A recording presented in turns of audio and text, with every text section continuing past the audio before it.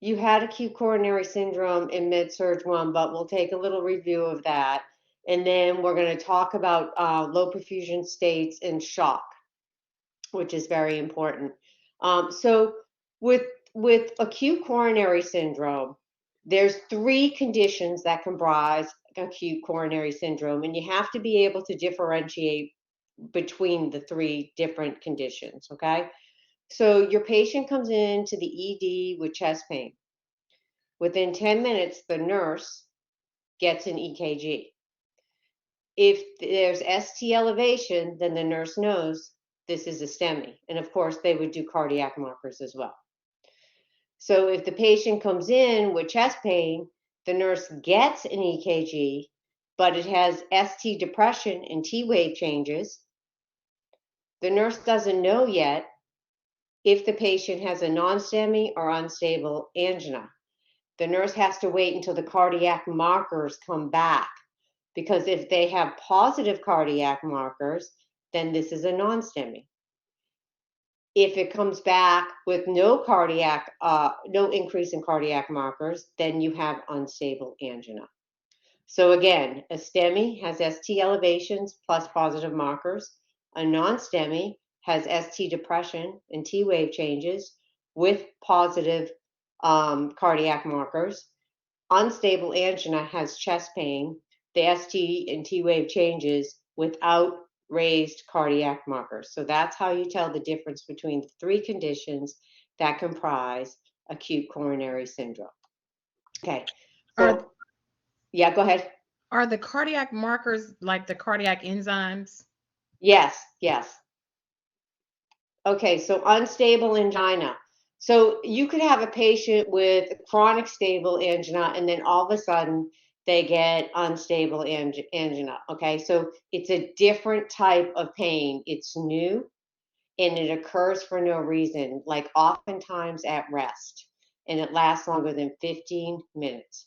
Not their regular nitroglycerin tabs do not work. So then they know there's something up. So the hallmark of acute coronary syndrome is that they have chest pain that does not change with position or breathing, and it is only relieved by opioids. Okay, so that's the hallmark sign. And these are just, this is just showing you what an ST depression looks like, and what a T wave inversion looks like. I wouldn't worry too much about that. Just know that they have those. And unstable angina, again, has negative cardiac markers. And then with the non-STEMI, very similar to unstable angina with the EKG, but it has positive markers. With the STEMI, they have the ST elevations, and they can look like tombstones or like this fire chief hat right here, okay? You don't have to know which leads cause which kind of MI, just know that it's an ST elevation, and they will have positive markers. All right, so the pain of acute coronary syndrome usually occurs in the morning without warning. Most people that have MIs have them in the morning. They're usually resting. And here's just a little infographic about what's going on. Okay, so unstable angina, it's not a total occlusion, whereas a STEMI it is, and with a non-STEMI, it's not totally occluded. The vessel is not totally occluded.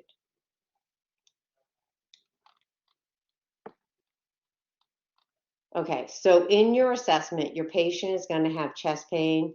It's probably going to radiate. It's described as an elephant sitting on their chest. Oftentimes, people with acute coronary syndrome will also have what we call sympathetic signs. For example, they could have sweating, right? Intense diaphoresis, tachycardia, nausea and vomiting, or indigestion, and they will have sinus tach. Women, on the other hand, have atypical signs and symptoms of acute coronary syndrome. You've probably heard of jaw pain before, or a toothache. But women oftentimes they present with extreme fatigue. They can't do their activities of daily living. A lot of times they don't know what's wrong with them because they don't have the typical chest pain. And so they're just really fatigued. And especially postmenopausal women, they don't get the attention they need, and it could be deadly for them, but they present with extreme fatigue. Now, the signs and symptoms of acute coronary syndrome, you can remember with the mnemonic chest wounds. Okay, so the chest pain is persistent. And remember, I said before, it doesn't change with breathing or position. They could have heartburn, exhaustion, and an elevated temperature. That's normal for 4 to 5 days after. They'll have shortness of breath, tachycardia. They could have PVCs. In fact, the reason they go to the coronary care unit is because about 90%, 90 to 94% will have dysrhythmias after an acute coronary syndrome event. Okay. They'll have weakness, the WBC is increased. They have that ominous feeling, the feelings of impending doom, uneasiness, nausea, dizziness, and sweating. Okay. So you have to watch for the signs. And also with women, remember that they don't have the usual signs. Now, older adults, we kind of touched on this a little bit last week, they're going to come in poached. In other words, they may not also present with typical pain due to neuropathy, like diabetics often don't have pain. They can have what's called a silent MI. So they'll come in, they'll present with left-sided or cardiogenic heart failure. Okay, so they're going to have pulmonary congestion. They'll be orthorhynchic. They can't, which means they can't lay flat. They're going to have crackles, cough, pink frothy sputum. They'll be weak and also have dyspnea. And this is important because you're coming into an age where you're going to be caring for mostly, a lot of older adults. So you have to know that sometimes they're going to present differently than you would anticipate. Now, they will still have the sympathetic signs, okay? So nausea and vomiting, tachycardia, dizziness, diaphoresis, short of breath, and confusion. That's going to be a thing that you will watch out for. In this tachycardia, like one of your main goals is to get the morphine in, which helps with the pain, but it also decreases that heart rate. Because last week when I was talking in class, I was explaining that with tachycardia, right, that it decreases diastole. So the time spent in diastole, and that's the time the coronary arteries are filling. So we never want somebody that's having an MI or a cardiac event to have tachycardia. We want to get that heart rate down so that the coronary arteries can continue to fill. Okay, women, I already talked about, they get the atypical signs. So if you have somebody like a woman that comes in with like jaw pain and feeling extremely fatigued, get an ECG and see how it is. Some people stay home for days, denying that they're having a problem. I had one guy that stayed home for 3 days before he came in. And the reason was because he was a smoker and he didn't want to be chastised when he came in. So most people wait 2 hours before coming to the hospital if they're having chest pain. Just FYI, because time is muscle. That's why when somebody comes in with chest pain, you have got to get the ECG within 10 minutes. All right. And so this just is a difference between chronic stable angina and an MI. So the length is a problem, but with chronic stable angina, they can have radiation as well. Usually students get confused. They can't have radiation of the pain, but the thing with their pain is it's predictable. Like they know when they're going to have it. They eat a big meal, they know they're going to have angina. They get in a fight with their wife, they know they're going to have angina, right? It's stress related, so they can typically predict when they're going to have the pain. Whereas with an acute coronary event, they don't. It's usually in the morning, it lasts longer than 30 minutes, and it's unrelieved with nitroglycerin. Whereas with chronic stable angina, they can usually control that pain with the nitroglycerin.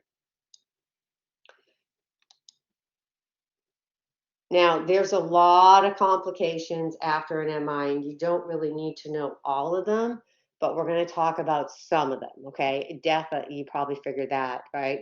An arrhythmia, I told you 90% of the people are going to have dysrhythmias. That's why they go to the CCU when they have a coronary event. I'm not really going to talk about papillary muscle rupture. Tamponade, we're going to talk about because that's going to be something that can happen in a lot of the conditions we talk about this semester, like after cabbage surgery, with trauma, tamponade, it could happen as well.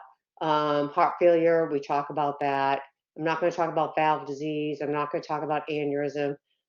Dressel syndrome, all you have to know, you don't really have to even know this, but I'm just going to tell you, it is an autoimmune pericarditis. Now, you are going to have to know about pericarditis.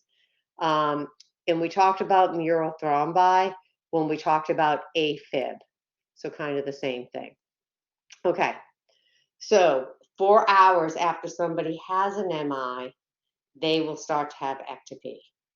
All right, so remember, these are PVCs right here.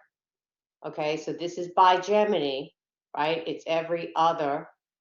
But see, this one's going down, and these ones all, this one even looks different than this one, right? So this is multifocal PVCs.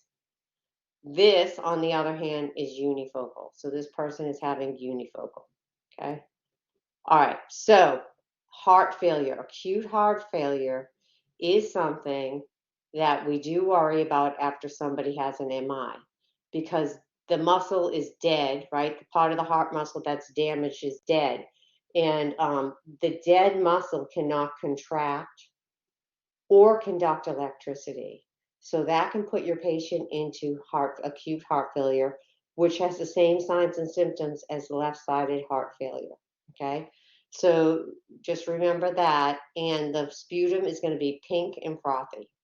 Okay, and we talked about PND, so make sure you understand that last week. So your goal, if somebody is in heart failure, is to decrease that myocardial workload. So that's by resting, by giving proper medication, um, decrease preload, which is the volume of blood coming back to the heart, and increase the contractility. That's the anatropy we talked about with some medication last week with digoxin. I remember we talked about that. So the mnemonic you can remember is unload fast. So of course, anybody with cardiogenic pulmonary edema is going to be sitting upright. Okay, they're going to need nitrates. Nitrates are a great vasodilator which decrease both preload and afterload. So it's a good drug for heart failure. Lasix, which is furosemide, to decrease the volume. Oxygen helps to decrease that myocardial workload. Anybody that has an ejection fracture less than 40% is going to need an ACE inhibitor. Okay, so it reduces the afterload. So in other words, the pumping that the heart has to do against the resistance of the aorta, and it will reduce the myocardial workload. Digoxin is given to increase contractility. Dobutamine and dopamine are also given for cardiogenic shock.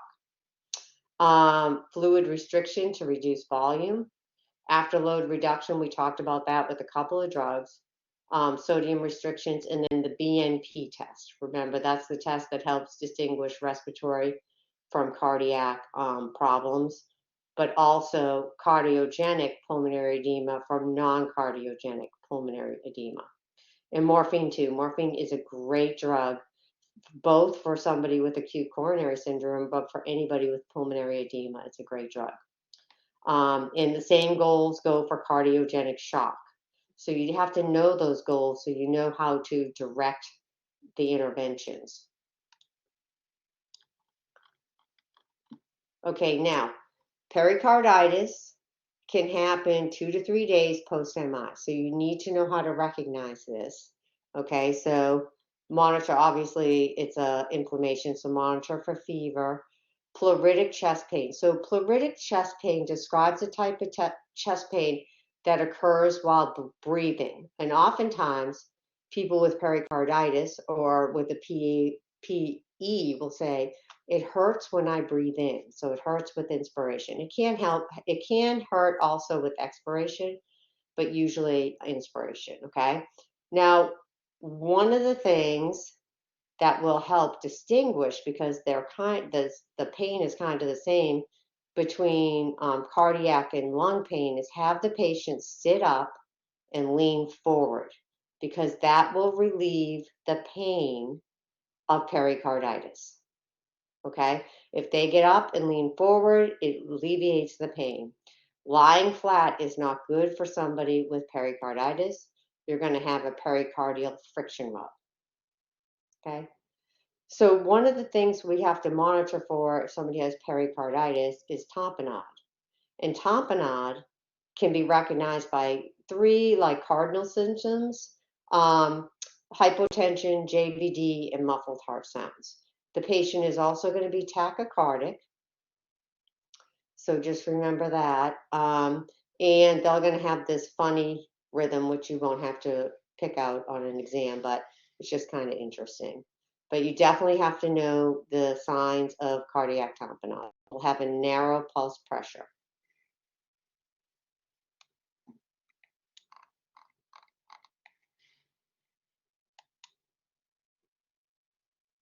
Okay, we touched on some of these already. So a patient presents to the ED with chest pain, time is muscle. You have got to get that EKG within 10 minutes, okay?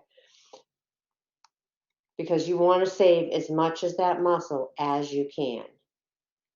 They're going to have, I already kind of went through the sequence. This is just an evolution of a STEMI. You're not going to have to pick that out, but you do need to know that STEMI is the one with Q wave. They have a Q wave that will never go away. Now, eventually the ST elevation does come back, or I should say does return to normal, okay? Now, with troponins, okay, troponin T, the normal level is less than 0.1, okay, and that's going to rise 2 to 3 hours, and troponin I is less than 0.03, so they're very small amounts that are normal, okay, and it's going to stay elevated for the I stays elevated for 10 days, and the T, I just remember T for 2 weeks, okay, so the CKMV should be 0, and that peaks in 24 hours and it'll stay elevated for 3 days. Myoglobin is the first to the party. And this is just showing you an ST elevation.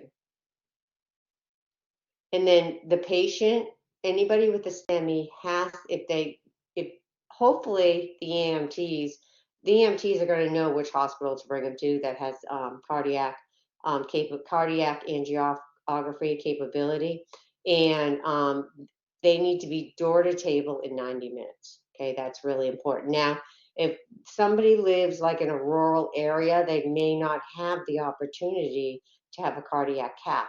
So they may need to have thrombolytics, and that needs to be done within 30 minutes. Now, non-STEMIs never get thrombolytics. This would only be for a STEMI. And then non-STEMIs may go to the cardiac cath lab 4 to 6 hours later. They're not held to that time frame of 90 minutes, and they never get thrombolytics.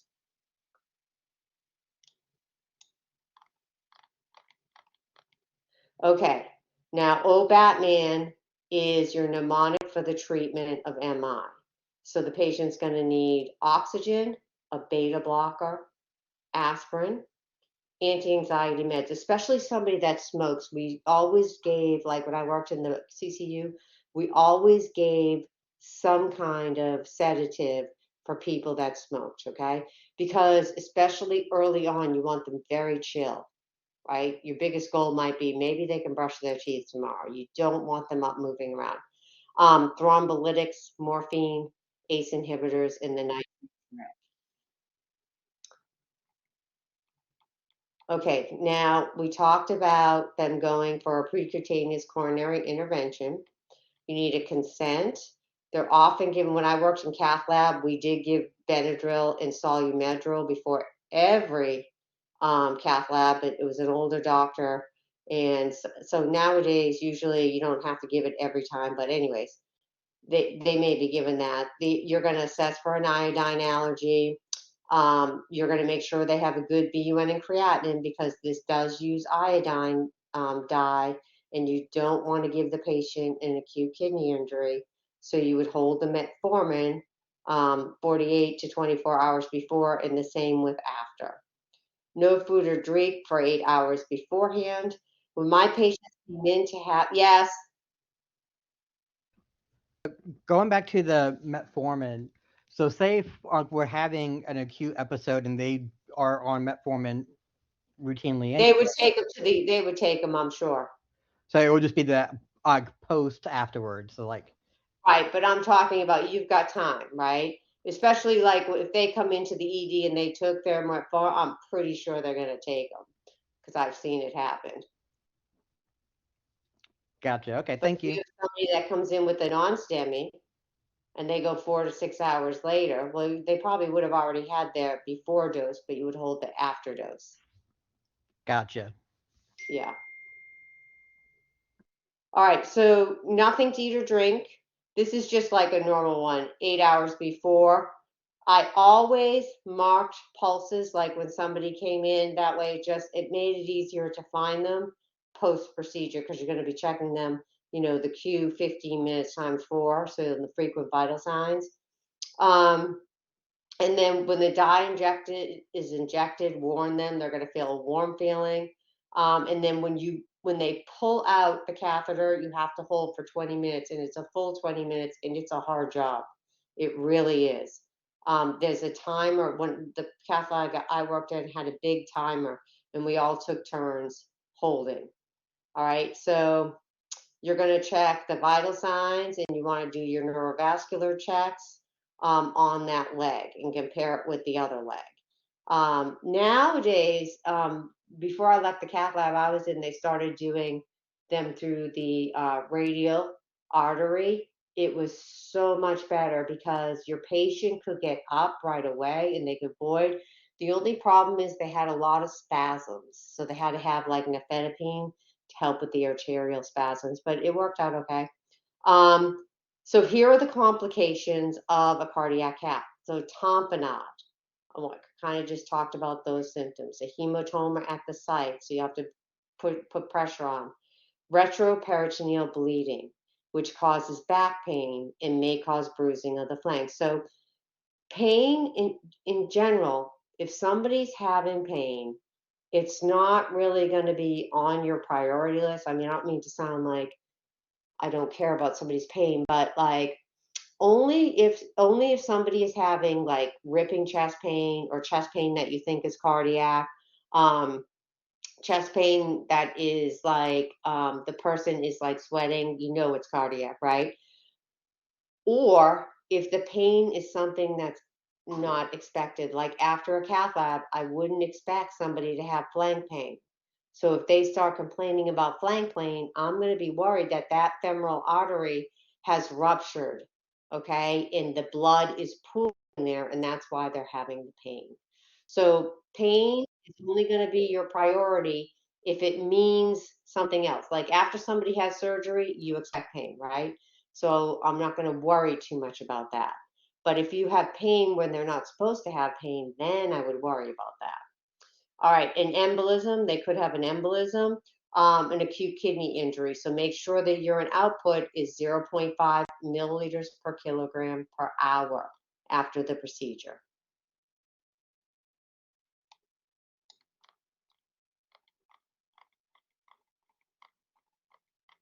Okay, now if your patient has a thrombolytic, you're going to have to know the contraindications. We're going to do it now, and you'll also do it again at the end of the semester because we're going to be studying about stroke. Okay, anybody with any kind of recent brain bleed cannot have thrombolytics. Anybody with an ischemic stroke within the last 3 months cannot have thrombolytics. Anybody with a blood pressure or systolic, greater than 180 cannot have a thrombolytic. Now they will give medications to get that down if they have to. Anybody with surgery, 21 days within 21 days cannot have thrombolytics. Anybody with spine surgery within 2 months. Obviously, anybody with an aortic dissection cannot have thrombolytics, or anybody whose platelets are less than 100,000. These people cannot have thrombolytics. After somebody has either thrombolytics or reperfusion with a coronary cath, all right, they're going to have what's called reperfusion dysrhythmias, okay? So they might have runs of VTAC. They're transient, so I'm not really worried about it. Or they could get what's called idioventricular rhythms. Don't worry about it. If it's transient, it comes and goes, and we're not going to worry about it. The pain is going to go away, which means either the thrombolytic or the coronary cardiac cath is effective, okay? So we expect that the patient is going to have these rhythms. Now, also, the ST segment elevations will go down. But what would be concerning, remember we talked about anybody on a thrombolytic, you do your neuro assessment. If somebody has a change in their LOC, they're probably having a hemorrhagic stroke. So that is very concerning. So that's something you would watch for. Bruising and oozing, I mean, kind of expected. You can do something about that. And then the care post MI is you can use your BCAB score. So I had mentioned before, somebody that had an MI, you may want them on bed. They're going to be on bed rest. They may have bathroom privileges. They may have not, but you want them very chill. Everybody needs stool softeners. They're going to be on continuous monitoring. They're going to need a lot of emotional support, and they may be angry at you. Don't take it personally. You need to cluster their care. They're going to wear probably SCDs or TED stockings. They may have a bedside commode. Oh, I said stool softener already. They will be going to a cardiac rehab program, maybe oxygen, maybe range of motion. Usually, maybe 2 days they're up, and educate and inform, especially about sex, because patients are afraid they're going to die having sex after having an MI. Okay, so that's an important, and also like the diet and stuff.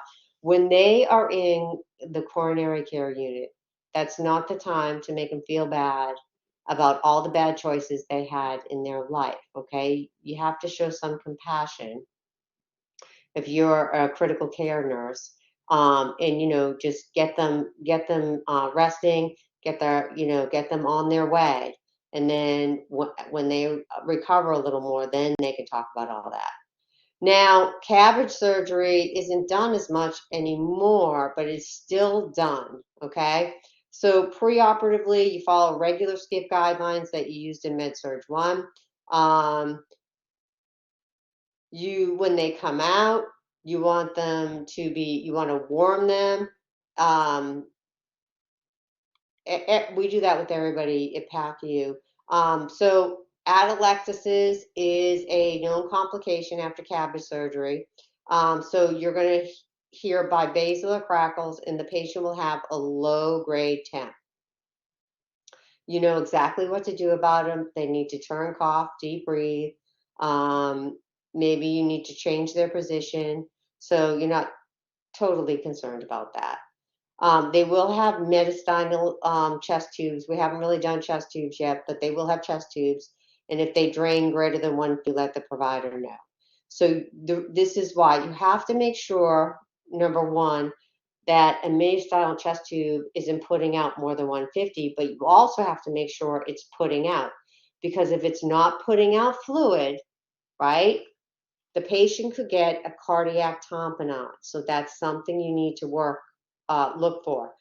So they could have what's called a paradoxal pulse. That's like the key word you're looking for. If you hear paradoxal pulse, just automatically think cardiac tamponade. Okay, it's a medical emergency. They could get AFib is the most common dysrhythmia on day 2. And then again, the signs and symptoms of cardiac tamponade. So tachycardia, hypotension, JVD, muffled heart sound, paradoxal pulse. Okay, they need to be extubated within 3 to 6 hours. And that's a goal for, anybody that's had a big surgery. You want to get people extubated as soon as possible. And then monitor for chest pain versus incisional pain. That's an important distinction. It can be quite painful. Look at this scar here. Okay, so you need to figure that out. The best way to give reporters a checklist, that's been a proctor question before. And they do go on cardiac bypass. All right, so anybody just generally that has any kind of graft, whether it's like a vascular or a cabbage, you never want them to get hypotensive or hypertensive. Okay, the reason is if they get hypotensive, the graft may collapse, and if they're hypertensive, then they may, it could bust the graft. So that's why you're worried about that. Some of the problems that can happen, patients can get confused. There's like a neurological post-cabbage, and also they could develop renal failure during their cabbage surgery. So those are just some things to look for.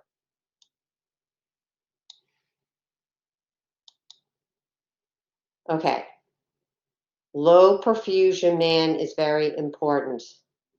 I go through all the signs and symptoms of low perfusion, whether it be from dysrhythmias, whether it be from shock, hemorrhagic shocks, and I just kind of go through all the shocks, okay? So I did tell you in class that your brain receives 20 to 25% of your cardiac output. So if your cardiac output is not good, the signs and symptoms you'll see in the nervous system is thirst. Your patient will complain of thirst. They'll be restless and irritable. They'll have those feelings of impending doom, and then they get really weak and fatigued, okay? They could have syncope and dizziness, of course, if they try to get out of the bed, and a decreased LOC. So it's kind of like, they have a decreased LOC, and then they get obtunded, and they have sluggish pupils. So in the cardiac system, tachycardia is the first sign in all kinds of low perfusion except for neurogenic shock. They have bradycardia, and we'll talk about that for the second exam. Irregular heart rate and rhythm, that could lead to low perfusion, palpitations. They could have like pain that mimics like the MI pain. They're going to have diminished peripheral pulses, sluggish calf refill, but listen to this. If you sluggish cap refill is not a reliable assessment sign in older adults, people with diabetes, people with anemia, and people with peripheral vascular disease. That doesn't mean you wouldn't do it, maybe compare it, with each side, but it means it's not reliable. Like if you don't know this patient and you had like an older adult, you might be like, I wonder if this is where they live, their normal baseline, or I wonder if their capillary refill is really diminished, okay? So I would start looking for some other signs, like I would look for, confusion. I try to put a bigger picture together, so to speak. Okay, so we talked about decreased BP, narrow pulse pressure. All shock patients get a narrow pulse pressure, and that describes the difference between the systolic and the diastolic blood pressures. That's an important distinction because when we get to the end of this semester, I'm going to talk about widened pulse pressure. So flat neck and hand veins, except in cardiogenic and obstructive shock, they'll have JBD, okay? Elevated CVP and wedge in the cardiogenic shock. All right, now the kidneys receives also 25% of your cardiac output. So when somebody has low perfusion, the kidneys are amazing. They start to shunt the blood away, and the patient's going to become oliguric, okay? So their urinary output is going to decrease.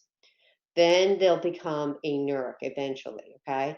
And then they're going to increase, the urine will have an increased specific gravity because the higher, the drier, right?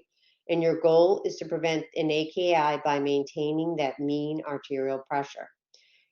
if the patient, starts progressing in their low perfusion state, they're going to end up with MODS, and their creatinine is going to be greater than 1.2. So like when people develop MODS, that's like basically two organs are dying, two or more organs are dying. And when organs die, they release enzymes. Okay. All right. So the skin is going to be cool, clammy, and diaphoretic. In most types of low perfusion, it'll be pale. In neurogenic shock and septic shock, they're usually warm and pink. In septic, they may have a rash. Anaphylaxis, they don't have a localized rash, but they could have urticaria. And then again, the sluggish cap refill is not reliable in older adults, people with diabetes, anemia, or PVD. It's just not the most reliable symptom. So you would still test for it, but it's not the most reliable. Okay, the respiratory system. Okay, when somebody has a low perfusion state, right, they're going to develop hypoxemia, and the tissue will develop hypoxia. Okay, sends a message to the brain. I better start breathing deeper and faster. So hyperpenia means deeper. Tachypnea means faster. So they're going to breathe harder and faster, which means early on they're going to have respiratory alkalosis. Okay, they're going to have dyspnea and shortness of breath. Their SAT's going to start decreasing. Their respiratory rate could be like 40 beats per minute, breaths per minute. That's why I told you, you really have to count those respirations. If they're in cardiogenic shock, they're going to have that pink frothy sputum, the crackles, the S3 heart sound, the high CVP and high wedge. Remember, those symptoms are symptoms of cardiogenic pulmonary edema. In septic shock, they have crackles, no S3 heart sound, a normal BNP due to ARDS, and we haven't really talked about that yet, acute respiratory distress syndrome, but that's a type of non-cardiogenic pulmonary edema. For the GI system, that people with low perfusion states are going to develop an ileus. They could develop a GI bleed, and they will develop high blood sugar. Even non-diabetics will develop high blood sugar. And for their liver, if the liver starts to die, you'll see high bilirubin and high LFTs. So with the ABGs early on, you'll see respiratory alkalosis and hypoxemia, then a mixed acidosis. The H&H is going to depend on if the patient is dehydrated versus bleeding, okay? And then with septic shock, we worry about DIC, and we'll talk about that for the third exam. These are your normal PTT and PTs, okay? You're going to see those elevate. We'll talk a little bit more about that, these labs, when we talk about PE in a few weeks. And with MODS, I had mentioned increased creatinine, increased bilirubin, and increased LFTs.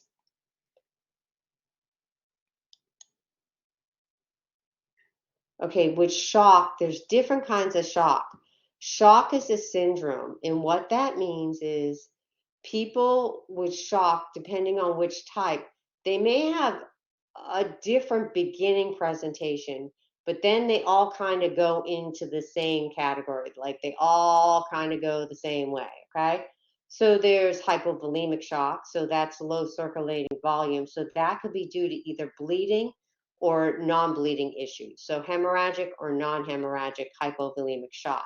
An example of non-hemorrhagic would be like a bowel obstruction, because somebody can sequester up to 5 liters of fluid in a bowel obstruction. Okay, we have distributive shock, and there's 3 types of distributive shock that we'll go into more detail with. Cardiogenic shock, that's usually after somebody has an MI, they could go into cardiogenic shock. It's like cardiogenic shock is really like heart failure to the max. That's what it's like. And then obstructive shock. So we're talking about PE and for this unit of exam, and people with PE can develop obstructive shock Also, you learned about oncological emergencies. People with like SVC syndrome could develop obstructive shock. All right. So any type of shock, right? They might present a little bit differently in the beginning, but they all result in decreased tissue perfusion. So the end result is mods and death if you don't act quickly enough. So what you do as a nurse matters, right? You need to identify the subtle signs and symptoms of shock early. Okay. So if somebody has a low MAP, mean arterial pressure, they're going to have low perfusion.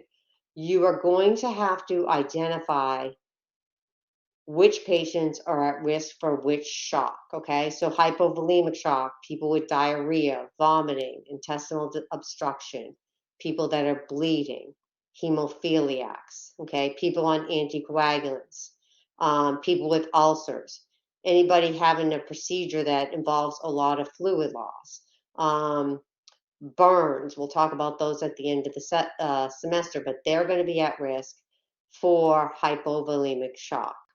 Okay, so hypovolemic shock has all the same signs and symptoms as low perfusion.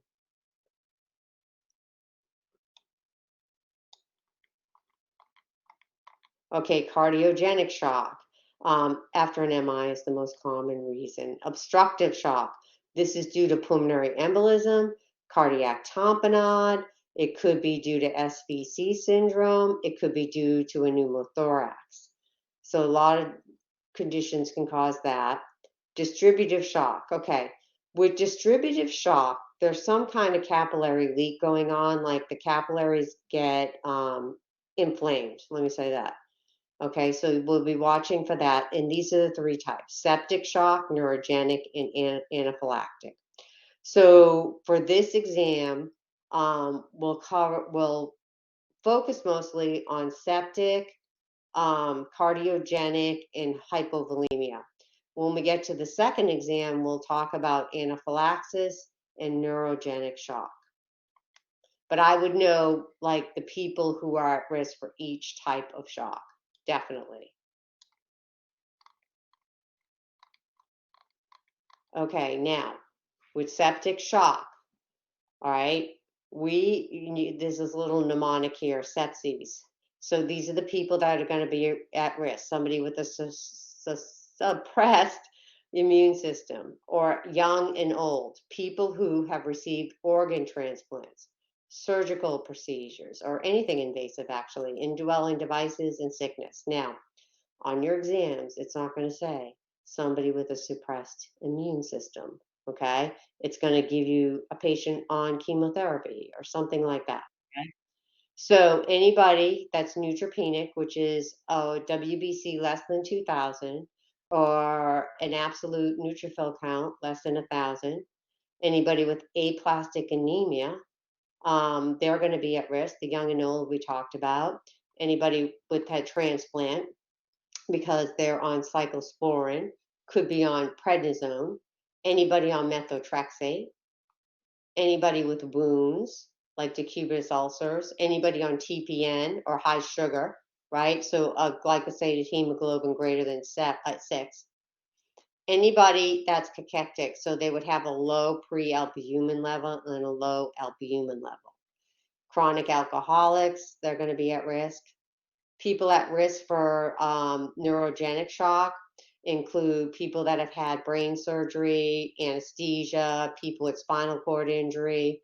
All those people can have neurogenic shock. And then anaphylactic is your latex, avocado, your mango, bees, nuts, and eggs. Okay, so those are the people that are going to be at risk, people with allergies. Okay, and this is just a drawing of shock. And these are all like the same signs and symptoms I went over in low perfusion man. Okay, now the stages of shock. There's 4 stages. There's the initial stage, and this is often missed because, I talked about not counting respirations because it's really subtle. There's practically no changes going on, just subtle changes in the bodies. But the heart rate's going to start creeping up. The systolic blood pressure will maybe even creep up a little bit, and the diastolic will go up, or a slight increase in the diastolic. Anyways, the pulse pressure is going to narrow.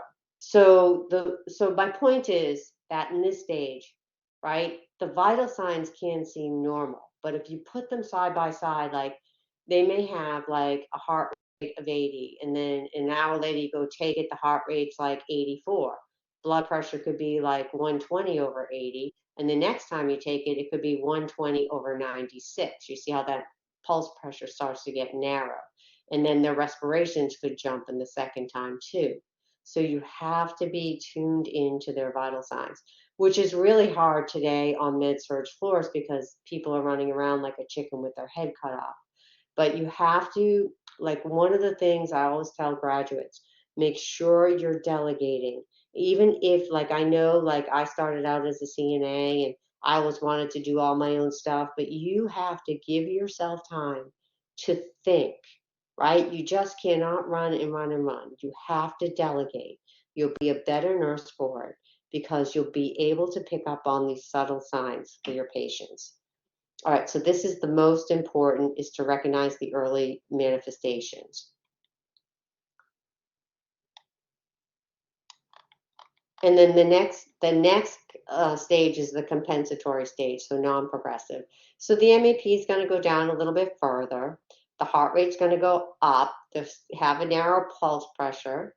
Now they'll have increased contractility of their heart, and you like really can't measure that unless they have a Swan's catheter, but they won't probably. They're going to be alert and oriented, but they'll be restless and they'll be thirsty. They'll have oliguria. They may be given dopamine or like some other pressor to increase their, to increase their blood pressure, and which will maybe also help with the contractility of the heart, and that will help them with their urinary output. They could either be cool or clammy or warm and pink. Distributive shock is warm and pink. The other types of shock are cool and clammy. So distributive, again, is going to be your septic and neurogenic and anaphylactic shocks.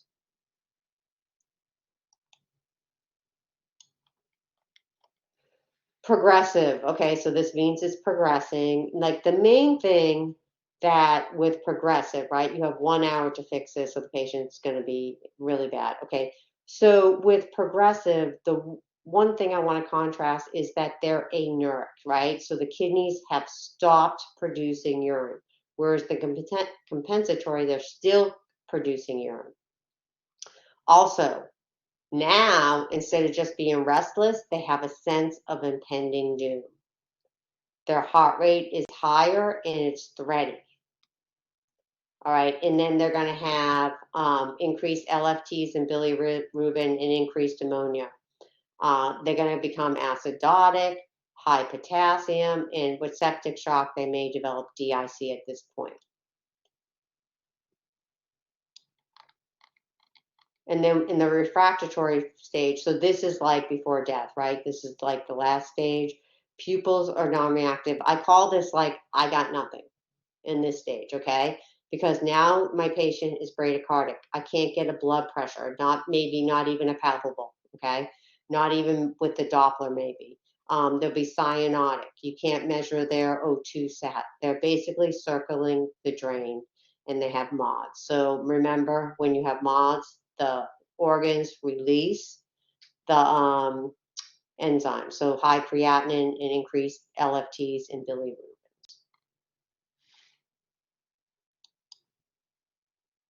Okay, now with shock, okay, first you're going to do your ABCs, right? We always want people breathing before we do anything else. Now, you are going to get 2 large bore IVs into them, preferably 18s or higher if you can, because they're going to need a boatload of fluid. Okay, there are 2 types of fluid, isotonic fluids. There's 2 types of isotonic fluids. There is normal saline, 0.9, okay, and there's also lactated ringers. If your patient is bleeding, like say they had trauma, you're gonna hang normal saline because normal saline is compatible with all the blood they're gonna need, okay? Otherwise, the provider's probably gonna order normal saline anyway, but surgeons like LR and usually like medical physicians like normal saline. I don't know why that is, but it just an observation I made, okay? So those are the two isotonic fluids you could be using. You give a lot of fluid in low perfusion states because if you're going to give a pressor, you want to make sure you're filling the veins or filling the vasculature, I should say. So we call it filling the tank before you start the vasopressors. Because if you start vasopressors and they don't have anything in the veins, it's just going to compress on itself. It's not going to be helpful. You've got to get the fluid in there. So they're going to get 30 mLs per kilogram. They'll need oxygen. They'll get a lactate level and greater than 2, usually say they're shock. Now, this is important. You need to get all the cultures before you start antibiotics. Now, giving antibiotics is important, but you need to get the cultures first, okay? And then you want Solumedrol may be given in septic shock. They may give steroids, or they may give hydrocortisone as well. That's another drug they could give. If you've done the fluid resuscitation and the patient cannot keep their blood pressure up, they may be started on some norepinephrine. All right, so your goal is to keep that MAP greater than 65. We never want the glucose to go below, I think it's like 140 now. My point is, you're not going to treat the glucose as aggressively as you would think. We used to keep it to 180, but I just saw in your text that 140 is kind of like the new number we strive for. You don't need to worry about it for your exams, and I haven't seen anything on ATI about that.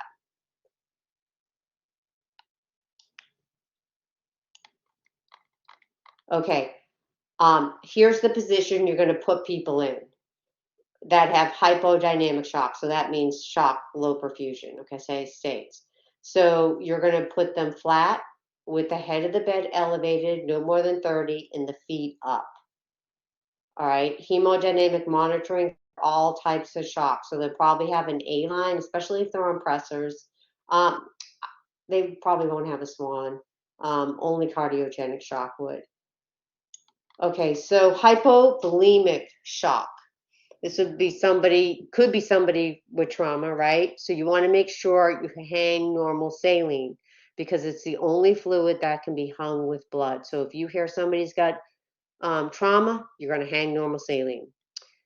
Possibly no vasopressors. It depends on how much they're bleeding and how the fluid restation is going.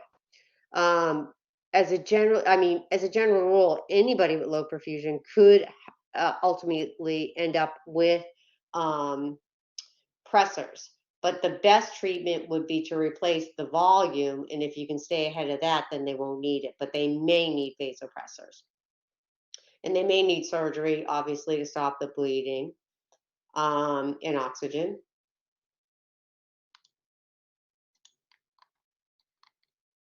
Okay, cardiogenic shock. If they're not intubated, you're going to keep the head of the bed up.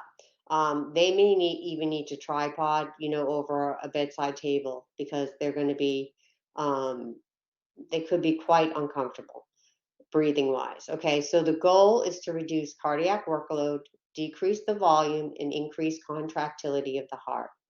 So they may get dobutamine, which helps to increase the contractility. They could also get dopamine, which is also inotropic, but it can also act as a pressor, meaning it can also increase the blood pressure.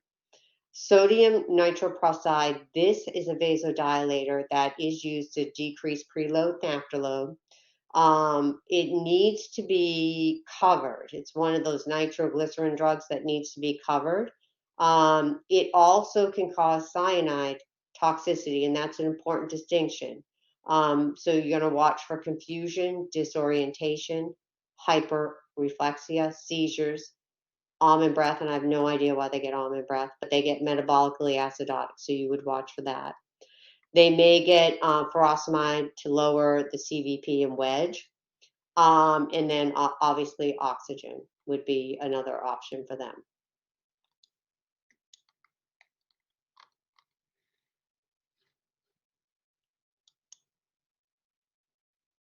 Okay, with your drugs, okay, these are drugs for shock. So I talked about, you don't have to like know their alpha or whatever, but if that helps you, you can use it. Okay, so we talked about norepinephrine, that's a Levophed. So typically what happens is you'll get an order to deliver this if you can't get the systolic blood pressure greater than 90. Dopamine is another great drug. So it kind of has different properties depending on the dose. You don't need to know the dose, but just know that these agents, dobutamine and dopamine, can help improve contractility of the heart and improve, like, essentially blood pressure. But with these medications, you have to monitor for chest pain, right? Because they could constrict the coronary arteries. So that's important. I talked about these drugs. Nitroprusside, I talked about those, the side effects with those, make sure you know that. All nitro can only be given it with D5. And then glass bottles, they need glass bottles. Okay, so those are important. And this is just reviewing kind of preload of afterload if you need a refresher on that. All right, who has questions for me? Any questions? What about last week? Any questions from last week?